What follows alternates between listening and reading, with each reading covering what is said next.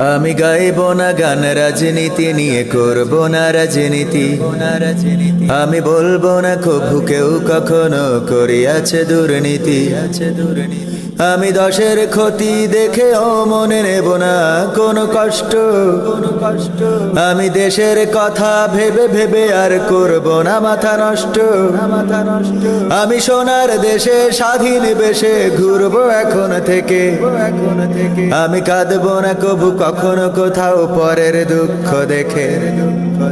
তবে তো আমি পারবো হতে সুশীল নাগরিক।